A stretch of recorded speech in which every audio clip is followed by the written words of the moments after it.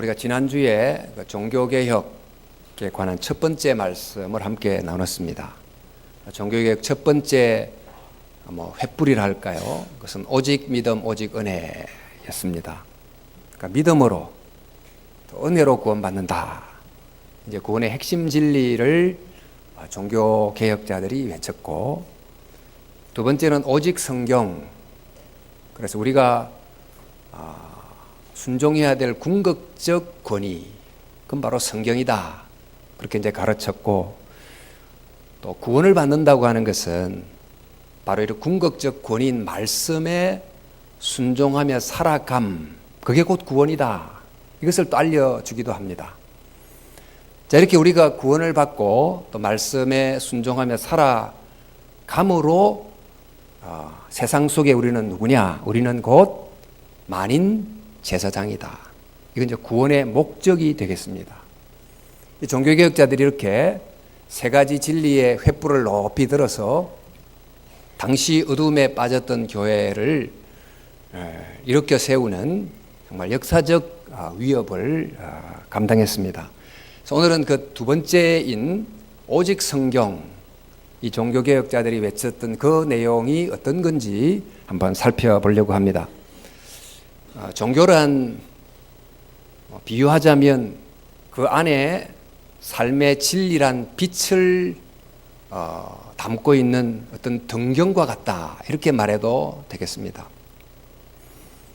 그러니까 그 속에 인생의 진리의 빛을 이렇게 타오르게 하는, 그러니까 빛을 품은 등경이 이제 종교일 텐데, 그 등경 속에 타오르는 불빛이 뭔가 진리를 가르치지 않는다면, 그 종교가 말하는 교리라든지 또 가르침이 문제가 있다면 그 빛은 꺼야 되죠.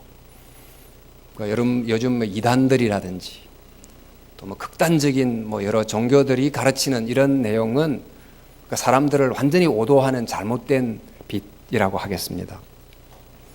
종교라는 등경은 있는데 그 안에 있는 빛이 너무 약해져 있다면, 그래서 거의 꺼져버렸다면, 그 세상의 어둠을 밝히는데 전혀 기여하지 못한다면 이 불을 밝혀야 되죠.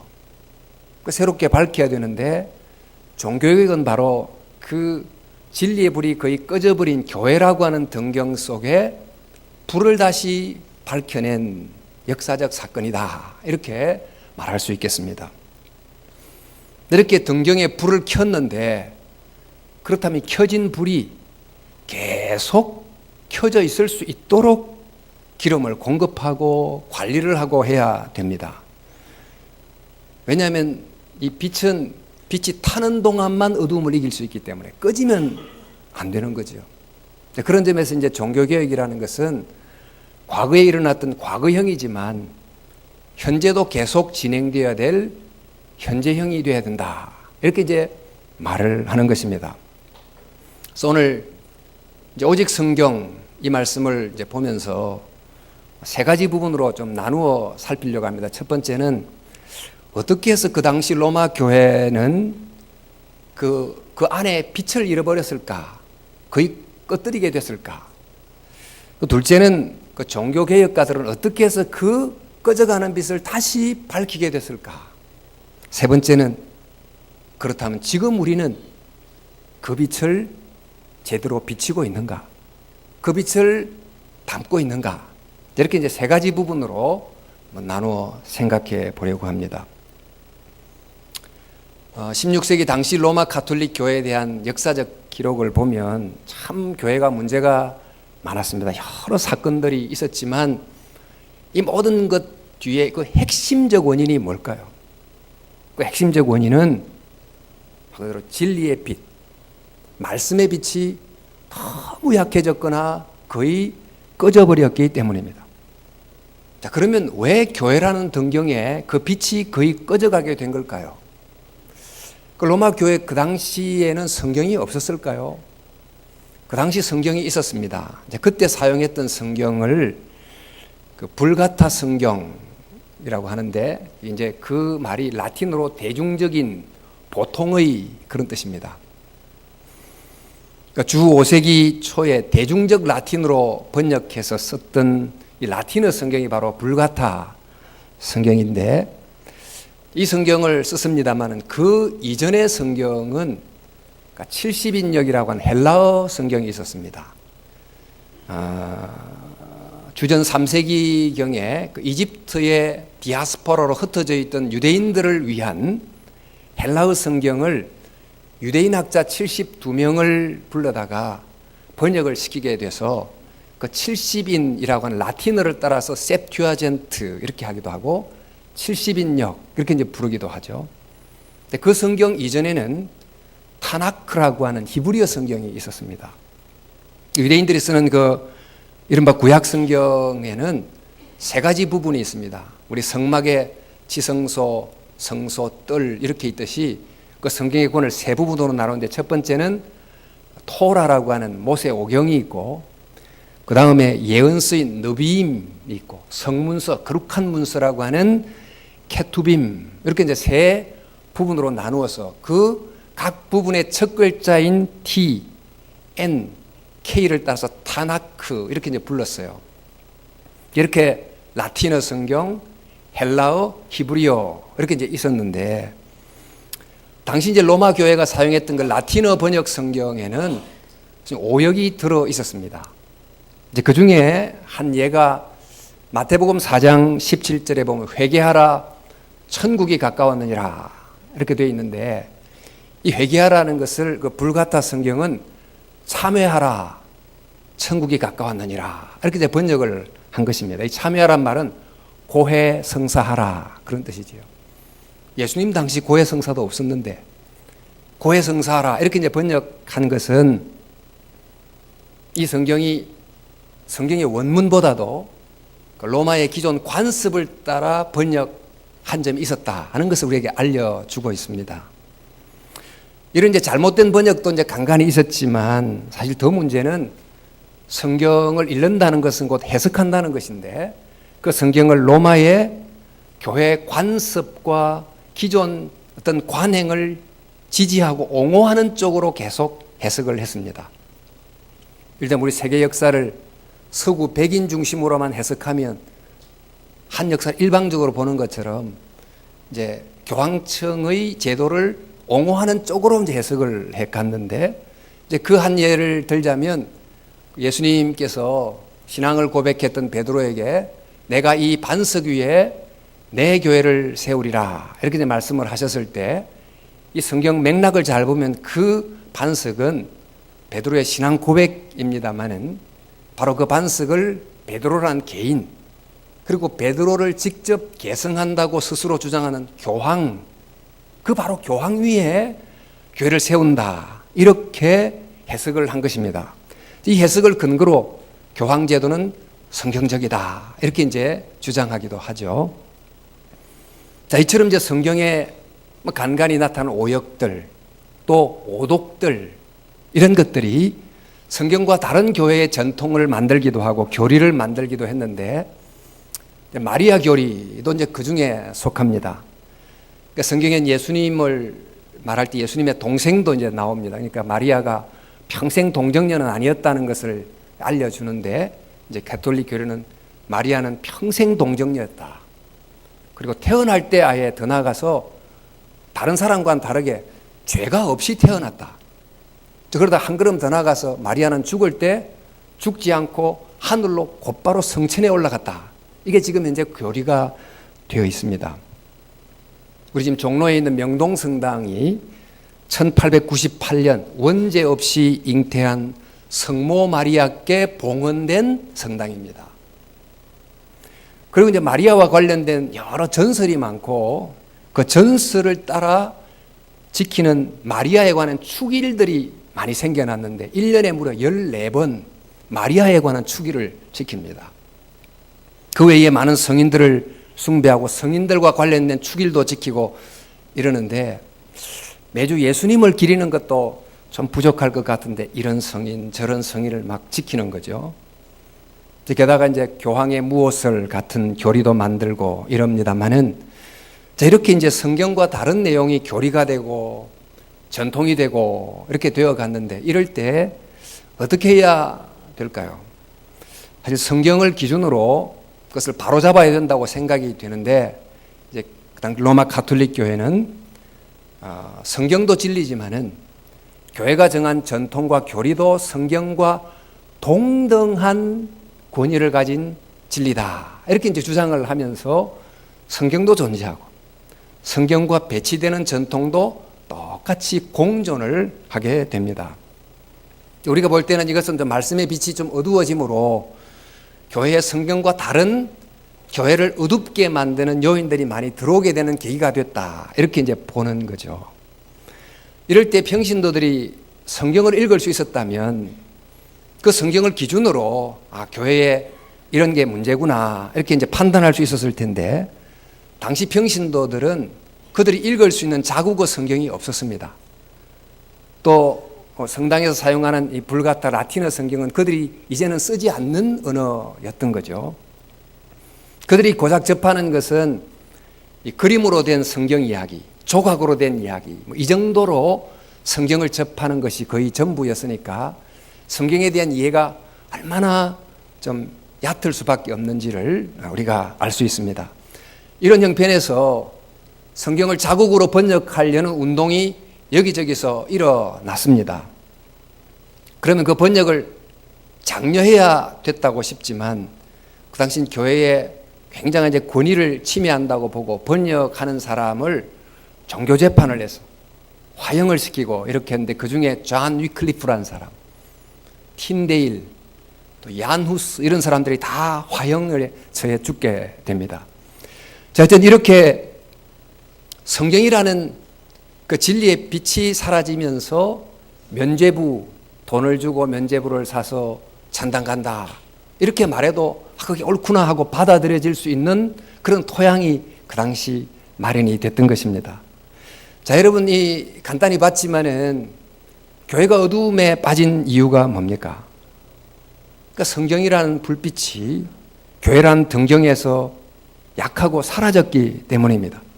저 교회가 말씀이라는 그 원천으로, 그 본질로 돌아가지 않았기 때문이라는 것입니다. 어느 종교든지 그 경전이라든지 또 성전은 아주 거룩한 곳으로 인정을 받습니다. 예수님 당시도 예루살렘 성전, 헤롯이 지었던 예루살렘 성전에 대해서는 함부로 말하면 불경죄에 걸려서 종교 재판을 받게 되어 있는데, 스데반이라는 사람이 성전을 함부로 말했다고 해서 돌에 맞아 죽은 경우인데요. 바로 이 거룩하다고 칭함을 받는 이 성전, 말하자면 거룩한 교회를 향해서 선지자들이 어떻게 말했는가? 예레미야 선지자는 그 당시 너무너무 거룩한 성전인데 그 성전을 이렇게 말합니다. 도적의 굴혈이다. 무슨 말입니까? 도둑놈 소굴이다. 이렇게 말한 거죠. 예수님은 뭐라고 말했을까요? 예수님은 헤롯 성전을 보고 강도의 굴혈이다. 마틴 루터 켈빈은 그 당시에 로마 교회를 두고 타락의 상징인 바벨론이다, 이렇게 불렀어요. 여러분, 왜 그 거룩한 성전을, 왜 그 거룩한 교회를 이렇게 부를까요? 바티칸 성전같이 너무너무 멋지게 지어진 건물도 있고 정말 잘 준비된 종교 예전도 엄숙히 진행되는데 왜 그 성전과 교회를 이렇게 불렀을까요? 이유는 간단합니다.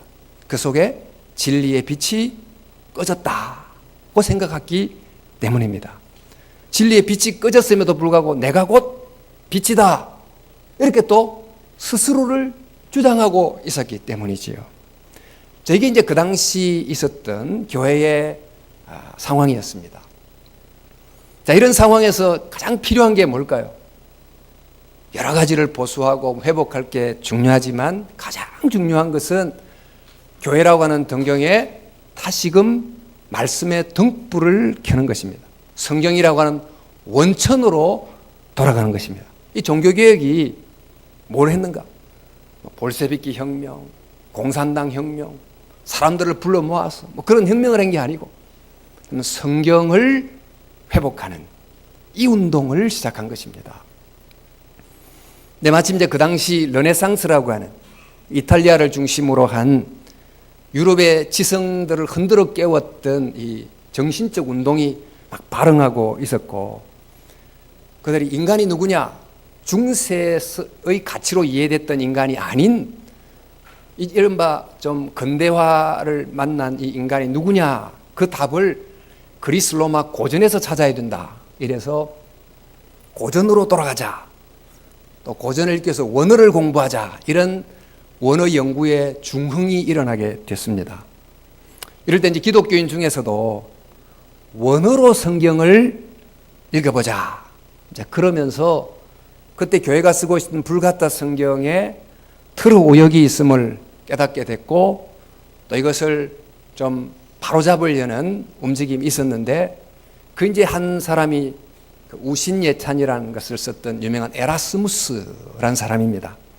그는 성경의 참 메시지를 발견하려면 일단 원문이 무엇을 말하는지를 보자. 그렇게 해서 1516년에 헬라어 신약 성경을 발간을 하면서 그 서문에다가 이렇게 썼습니다. 모든 성경이 전 세계의 여러 말로 번역되고 시골 농부와 배짜는 아낙네와 여행객들도 다 읽을 수 있게 해야 된다. 이런 이제 서문을 썼습니다. 그런데 그로부터 6년이 지난 다음에 에라스무스의 헬라어 신약 성경을 기초로 루트가 독일말로 성경을 번역해내고, 이 번역된 자국어 성경이 루트가 했던 종교개혁을 더 불타오르게 만든 것입니다. 그래서 이처럼 성경의 원본으로 돌아가자는 성경 르네상스가 성경에 기초한 종교개혁을 낳았다. 그래서 역사가들이 이렇게 말해요. 에라스무스가 낳은 알을 루트가 부화시켰다. 그렇게도 이제 말을 합니다. 이렇게 해서 성경으로 돌아가자. 이런 운동이 막 일어나고 있었는데, 이것이 이제 에라스무스와 루트 이전에도 있었습니다. 그 중에 한 사람이 앞서도 한번 언급했던 존 위클리프라는 사람입니다. 이 사람이 영국 사람인데 영국 대주교를 따라서 교황을 만나러 갔어요. 교황은 너무너무 거룩하고 경건한 사람이라고 상상하고 갔다가 교황을 실제로 만나고는 이렇게 세속적인 존재가 있나, 너무너무 실망하고 영국으로 돌아와서 교황에 대해서 비판하는 글을 쓰고, 그리고는 이 라틴어 불가타 성경을 1382년 영어로 번역을 했는데, 이런저런 일로 위클리프가 죽었는데 죽은 시체를 로마 교황이 끄집어내 가지고 다시 화형을 시켜버리는 부관 참시 화형을 당합니다. 또 존 위클리프 영향을 받았던 당시 체코에선 젊은 청년들이 유학을 와가지고 위클리프 영향을 받고 다시 돌아가서 교회를 개혁하는 이런 설교도 하고 했는데, 그 중에 한 사람이 얀 후스라는 사람인데, 이 사람도 성경을 또 번역하고 그러다가 1415년 화형을 당하고, 그때 이제 화형을 당할 때 후스란 사람이, 후스란 말이 거위란 뜻이에요. 후스란 사람이 화형돼서 이런 유언 같은 예언의 말을 합니다. 너희가 지금 거위를 불태워 죽이고 있지만 100년 뒤에는 백조가 나타날 것이다. 그 백조를 너희들은 어찌할지 못할 거야. 이제 그랬는데 아니나 다를까 그가 죽은 지 거의 정확하게 100년 뒤에 마틴 루트가 1517년에 종교개혁을 본격적으로 시작하게 됩니다. 그리고 이제 월리엄 틴데일이란 영국 사람이 존 위클리프 영향을 받아서 영어로 성경을 번역했는데, 이것으로 인해서 그가 1536년 화형을 또 당하고, 나중에는 그 성경을 기초로 그 유명한 킹 제임스 버전 성경이 번역이 1611년 출간이 됐습니다. 어쨌든 이런저런 방해에도 불구하고 사람들이 점점 성경을 읽을 수 있게 됐고, 또 교회는 원천으로 돌아가게 되므로 교회라고 하는 등경 위에 말씀의 빛이 서서히 피워지고 불타오르게 된 것입니다. 이렇게 해서 성경을 기준으로 이제 성경적이지 않은 것은 버릴 건 버리고 고칠 건 고치고 이렇게 하게 됐는데, 그 중에 이제 가장 대표적인 것이 지난주 말씀을 드렸던 구원론. 사람이 행위로 구원받는 게 아니다. 내가 적정 공로를 쌓음으로 구원받는 게 아니고 오직 예수님의 온전하신 공로를 믿음으로 오직 은혜로 구원받는다. 이것을 이제 깨닫게 된 거죠. 심장을 개혁한 거죠. 그리고는 이제 그 외에 기타 등등을 좀 많이 개혁했는데 그 중에 이제 하나가 성찬식입니다.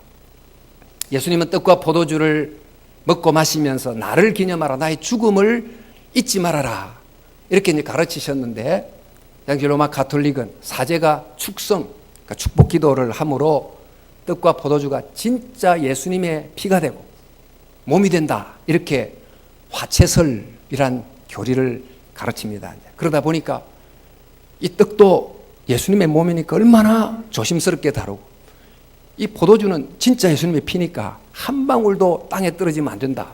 그래서 이 성찬식을 할 때 성도들한테는 좀 안전한 떡만 먹이고 포도주는 안 줍니다. 사제들만 이렇게 다 먹게 돼요. 아주 이런 식이 이제 관행으로 잡히죠. 이걸 이제 바꾸어서 모든 성도들이 떡과 포도주를 먹을 수 있다, 이렇게 이제 바꾸기도 하고, 또 이제 마리아와 교황에 관한 여러 제도들도 성경과 배치되는 부분을 수정하는데, 그 중에 이제 하나가 가톨릭 칠성사라는 게 있어요. 7가지 거룩함 예전이 있는데, 세례성사, 세례지요, 세례, 영세라고 하고, 성체성사, 떡과 포도주 나누는 것, 견진성사, 이것은 세례를 받은 사람에게 다시 믿음을 확정하는 어떤 성사, 견진성사, 고해성사, 고해성사는 다 알고 계시고, 병자성사, 이건 종부성사라고 하는데 사람이 죽기 전에 한 번 더 미사 같은 걸 드려주는 것. 그 다음에 성품성사, 그러니까 사제가 되려고 할 때 행하는 어떤 혼례성사, 결혼식, 이렇게 7가지 성사를 정해놨는데, 이 종교개혁들 성경을 보니까 예수님이 정한 것은 성만찬과 세례 2가지다. 그러니까 2가지만 남기고 5가지는 폐지하는 그런 일을 또 하게 됩니다. 그리고 성인들이나 마리아의 전설과 관련된 여러 기념일을 다 폐지하고 성경과 관련된 몇 가지 기념일만 남기고, 그런 기념일을 지키는 대신에 주일마다 성경을 권별로 차근차근 강해하며 설교하기 시작했습니다. 그러니까 마틴 루터가 남긴 저술이 어마어마합니다. 그런데 그 중에 상당 부분이 교회에 설교했던 마틴 루터의 강해 설교였고, 켈빈도 요한계시록을 빼놓고는 창세기부터 전부 다 교회에서 설교하면서 가르치게 됐습니다. 그렇게 하면서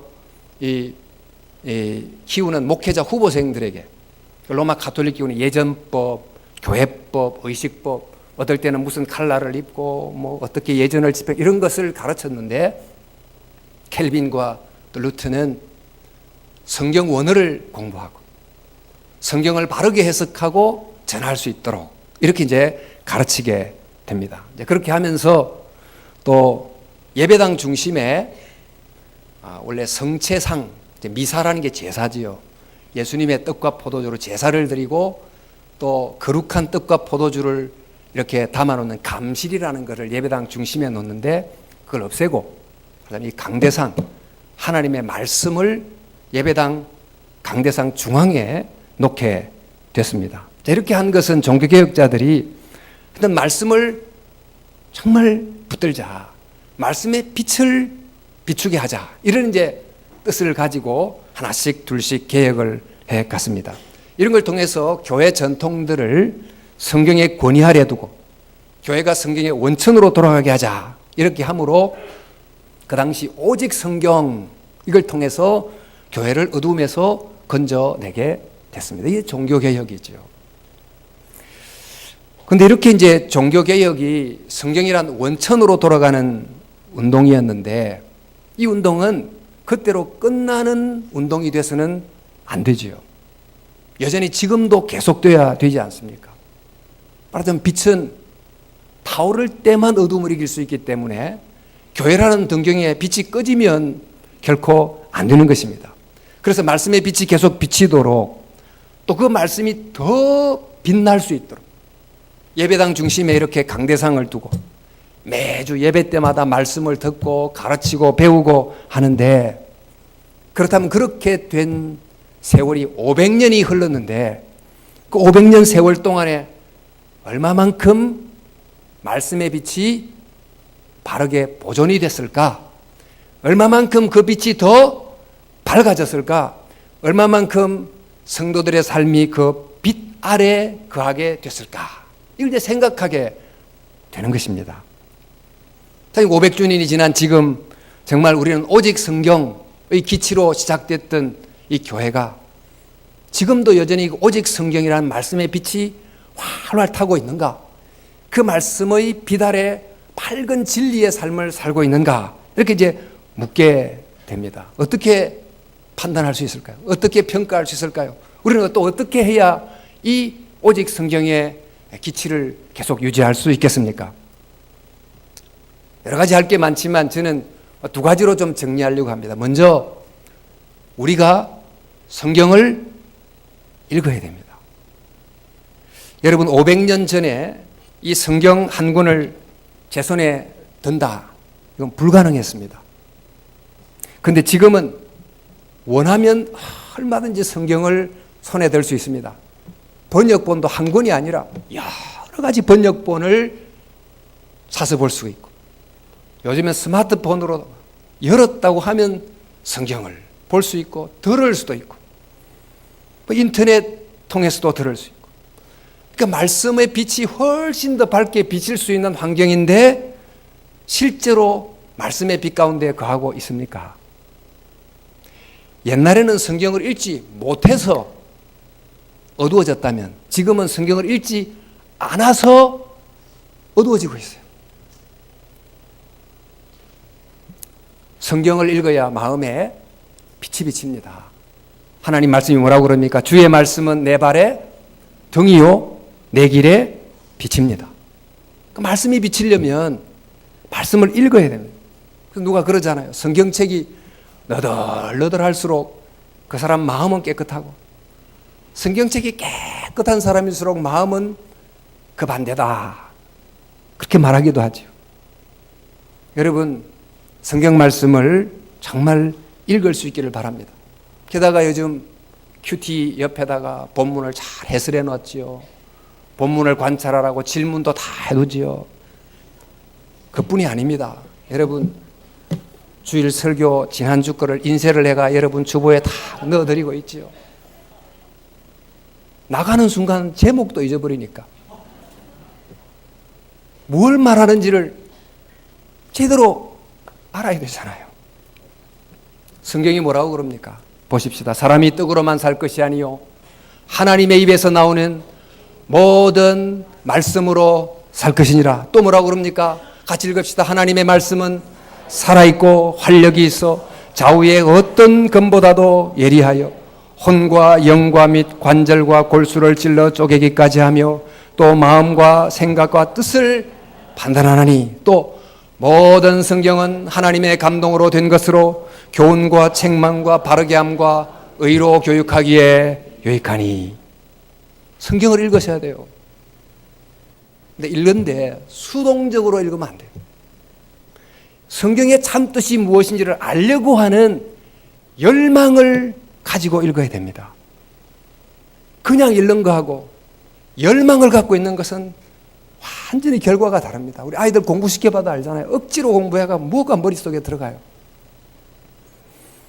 요즘 지금 나이 든 세대들은 어릴 때 예능 피아노를 하거나 바이올린을 하거나 그럴 여유가 안 돼서 대부분 그런 걸 하신 분이 별로 없으셔서 여유가 있으니까 이제 그림도 그리시고 악기도 배우고, 저도 참 그렇게 하고 싶어요. 그런데 그런 취미에 관심과 시간을 투자도 한다면 하물며 이 하나님의 말씀을 읽고 제대로 아는 일에 관심과 시간을 우선적으로 투자하는 것은 마땅하지 않습니까? 우리 렉시오 디비나, 경건한 읽기라고 하는데, 렉시오 스콜라티나, 학자적인 읽기, 정말 성경이 뭘 말하는가 이걸 알려고 하는 관심을 갖고 읽어야 될 줄로 믿습니다. 교회도 가능한 집 가까운 데 가는 게 기본적으로는 좋습니다만, 왜 집 가까운 데 가느냐? 좀 편하려고 가까운 데 가려고 합니다. 그런데 하도 요즘 세상에 성경을 잘못 가르치는 이상한 교회가 많다 보니까 어쩌면 바른 말씀을 제대로 배우기 위해서는 때로는 멀리라도 가는 열정이 필요하다는 생각이 듭니다. 좋은 학교 보내려고 외국까지 유학 보내는 판에 하나님 말씀을 좀 제대로 하려는 그 열정을 좀 가져야 되지 않겠습니까? 요즘 이단들이 얼마나 극성입니까? 왜 이단들이 극성입니까? 우리 기성교회 교인들이 말씀을 몰라도 너무 모르니까 이단들에게 넘어가는 것입니다. 지금 이단들이 자기의 교주들, 그들이 주장하는 교리를 옹호하려고 성경을 얼마나 정말 짜맞추기식으로 오독하는지 여러분 알면 기가 막혀요. 신천지 이만희 씨를 영생의 존재로 보고 이 시대의 보혜사 성령으로 추앙합니다. 하나님의 교회는 안상홍 씨를 아버지로, 그의 부인 장길자 씨를 하나님의 어머니로 가르치며 실제 이렇게 기도해요. 하늘에 계신 아버지 안상홍님, 우리를 불쌍히 여기소서. 아버지 안상홍님의 이름으로 기도합니다. 하나님의 교회라고 붙어있는 건 전부 다 이상한데요. 이 사람들은 성부 시대는 성부의 이름으로, 성자 시대는 예수님의 이름으로 기도했지만 성령 시대는 이 시대의 성령인 안상홍님의 이름으로 기도해야 된다. 이렇게 가르치는데 우리나라가 얼마나 특별한 나라인지. 성령 하나님이 두 사람이에요.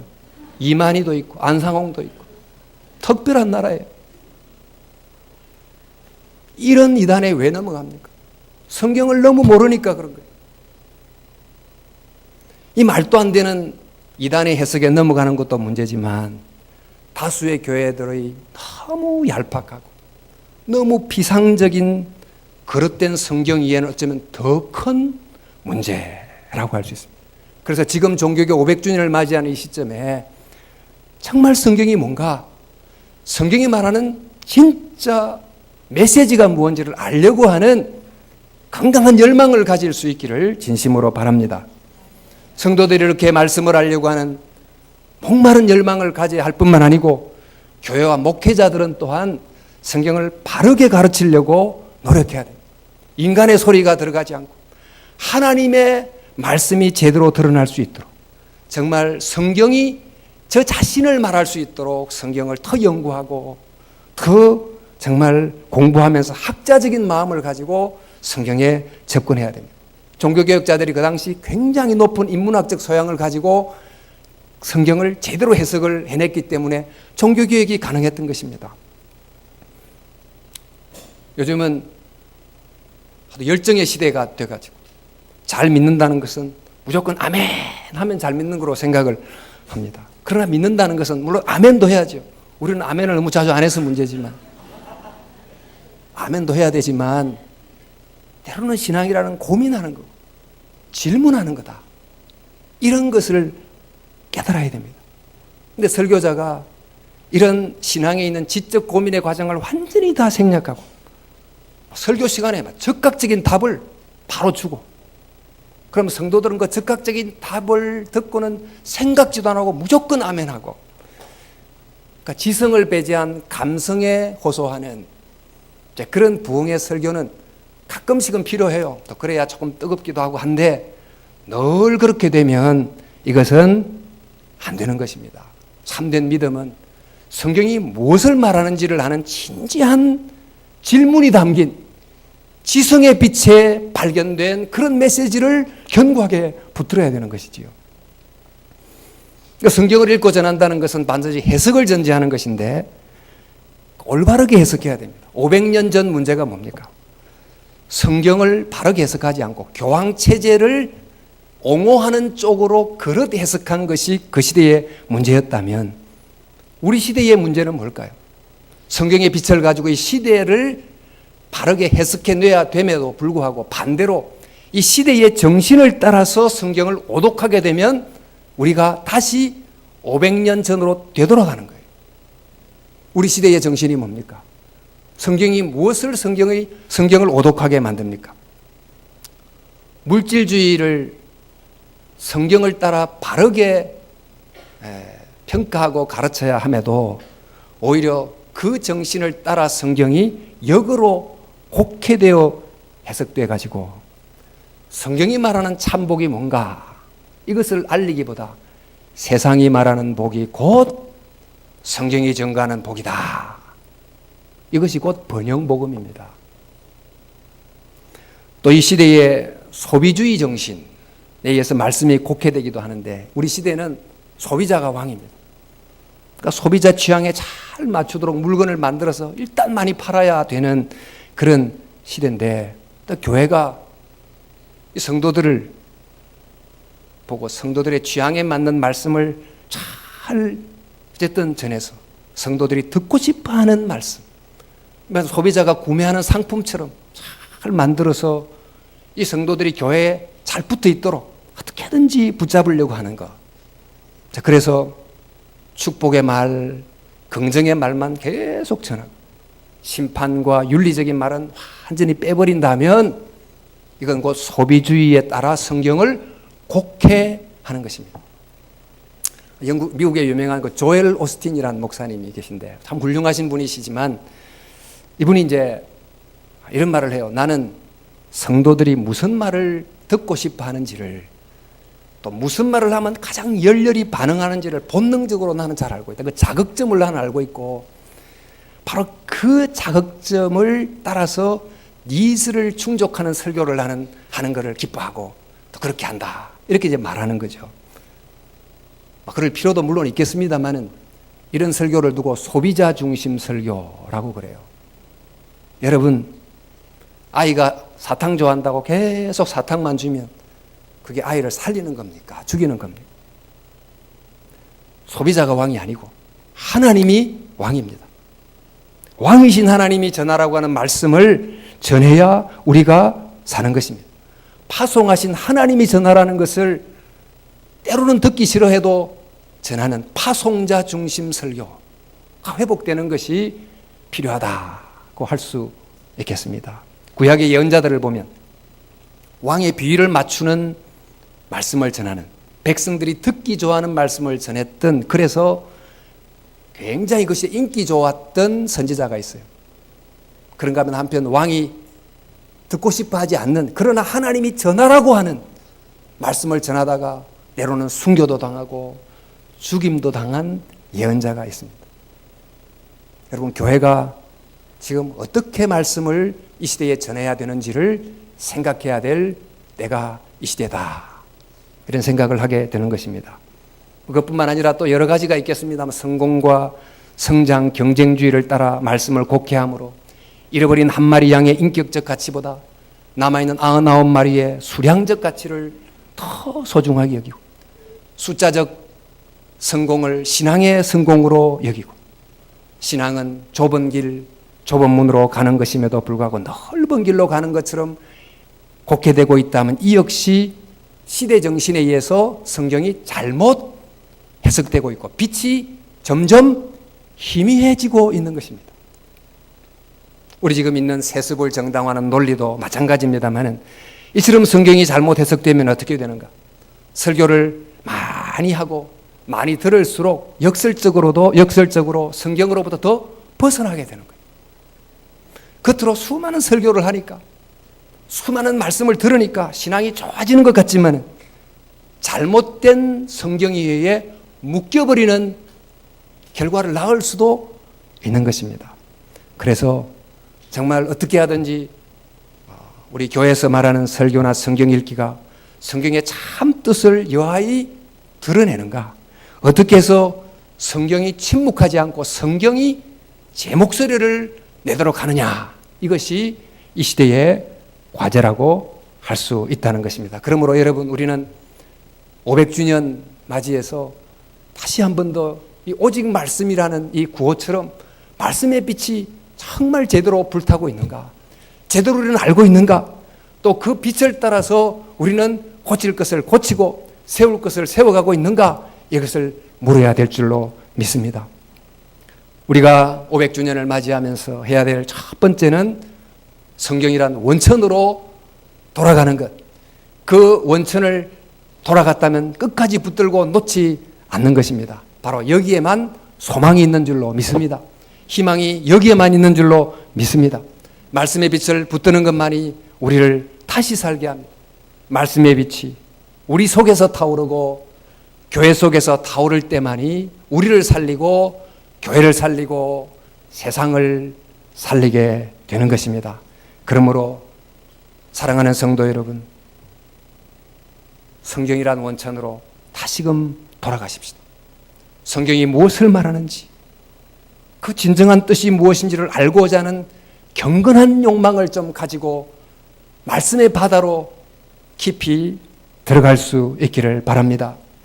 그래서 하나님의 말씀의 빛이 우리의 마음의 등경에 다시 밝게 타오르도록, 교회라는 등경에 다시 꺼지지 않도록, 그래서 우리의 마음의 어둠을 물리치고 신앙의 죽은 관습이란 어둠도 물리치고 매너리즘이란 어둠도 몰아내고 다시 성경이 말하는 그 진정한 신앙의 깊이와 높이와 넓이를 알아가 살아가는 풍성한 신앙의 생활을 살아가는 저와 여러분이 될 수 있기를 주님의 이름으로 축원합니다.